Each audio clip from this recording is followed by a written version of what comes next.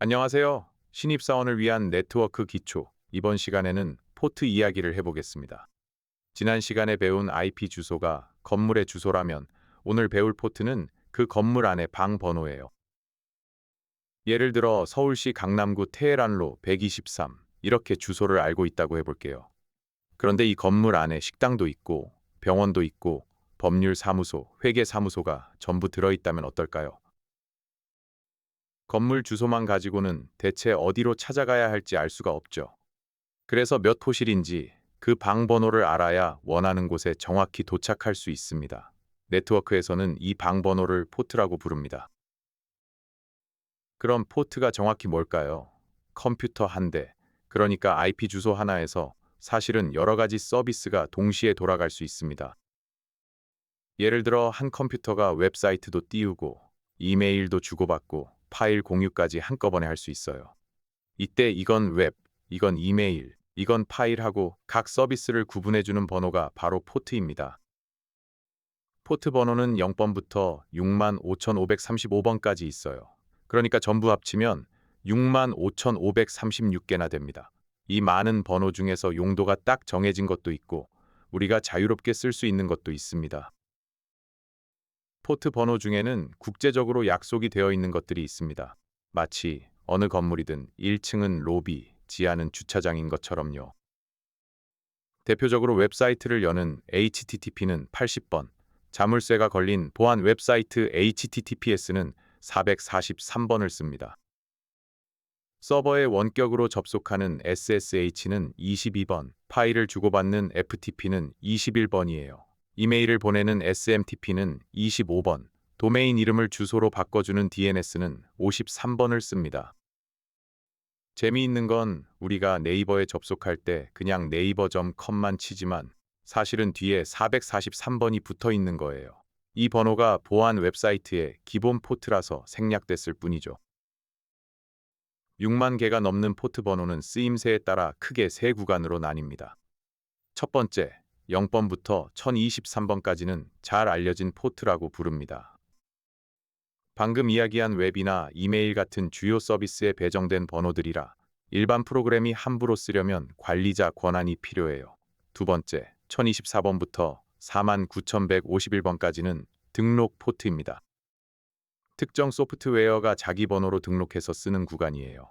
세 번째, 49,152번부터 65,535번까지는 동적 포트라고 해서 프로그램이 그때그때 임시로 자유롭게 가져다 쓰는 번호입니다.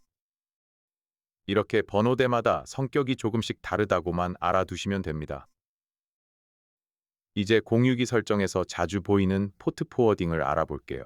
밖에서 여러분, 집에 공인 IP로 접속하려는 사람이 있다고 해봅시다. 그런데 공유기 뒤에는 노트북, 데스크톱, NAS 같은 여러 기기가 매달려 있잖아요. 공유기 입장에서는 이 손님을 대체 어느 기기로 보내야 할지 알 수가 없습니다. 이때 80번 포트로 오는 요청은 192.168.0.10기기로 보내줘 하고 미리 정해두는 게 바로 포트 포워딩이에요. 아파트 경비실에 이런 안내문을 붙이는 것과 똑같습니다. 택배는 201호로, 등기우편은 302호로, 꽃 배달은 505호로 보내주세요. 이렇게요. 그럼 이 포트 포워딩을 실제로 언제 쓰게 될까요? 몇 가지 상황을 소개해 드릴게요. 먼저 집에 있는 컴퓨터로 웹서버를 돌리거나 NAS에 저장해둔 파일을 밖에서 꺼내 쓰고 싶을 때, 친구들과 함께 마인크래프트 같은 게임 서버를 열 때도 게임마다 정해진 포트를 열어줘야 해요. 회사나 카페에서 집에 있는 컴퓨터에 원격으로 접속하고 싶을 때, 즉 RDP를 쓸 때도 마찬가지고요.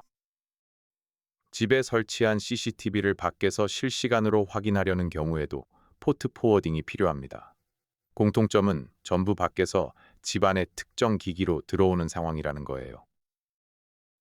그런데 이걸 매번 손으로 설정하려면 여간 번거로운 게 아니에요. 그래서 나온 게 UPnP라는 기능입니다. 프로그램이 공유기한테 자동으로 이 포트 좀 열어주세요 하고 알아서 요청하는 기능이에요. 저절로 열리는 자동문 같은 거죠. 우리가 별다른 설정 없이도 플레이스테이션이나 엑스박스 같은 게임 콘솔로 온라인 게임이 잘 되는 게 다 이 UPnP 덕분입니다. 그런데 편리한 만큼 보안에는 주의가 필요해요. 나쁜 프로그램이 우리도 모르는 사이에 몰래 포트를 열어버릴 수 있거든요. 그래서 보안이 정말 중요한 상황이라면 UPnP를 끄고 필요한 포트만 직접 열어주는 편이 안전합니다. 여기서 방화벽 이야기를 잠깐 하고 넘어갈게요. 공유기의 방화벽은 기본적으로 밖에서 들어오는 접속을 전부 다 막아둡니다. 이게 바로 공유기가 든든한 보안 장치 역할을 하는 이유예요. 그러니까 조금 전에 배운 포트 포워딩은 사실 이 튼튼한 벽에 일부러 구멍을 하나 뚫는 행위인 셈입니다. 그래서 꼭 필요한 포트만, 꼭 필요한 기기에만 열어줘야 해요. 참고로 해커들은 남의 컴퓨터에 어떤 포트가 열려 있는지 찾아내려고 포트 스캔이라는 걸 합니다. 0번부터 65,535번까지 하나하나 문을 두드려 보면서 열린 문을 찾는 거죠. 그러니 안 쓰는 포트는 닫아두는 게 보안의 기본입니다. 자, 오늘 내용을 정리해 볼게요. IP 주소가 건물 주소라면 포트는 그 안의 방 번호였습니다. 포트 포워딩은 밖에서 온 손님을 어느 방, 그러니까 어느 기기로 안내할지 정해두는 안내문이었고요. 결국 복잡해 보여도 하는 일은 딱 한 문장입니다. 이 방 번호로 오는 손님은 저 기기로 보내줘. 이게 포트 포워딩의 전부예요. UPnP는 이걸 자동으로 해줘서 편하지만 보안에는 늘 주의해야 한다는 것도 꼭 기억해 주세요. 다음 시간에는 조금 결이 다른 이야기를 해볼게요. 인터넷이 유난히 느려질 때 대체 무슨 일이 벌어지고 있는 건지 그 속사정을 파헤쳐 보겠습니다.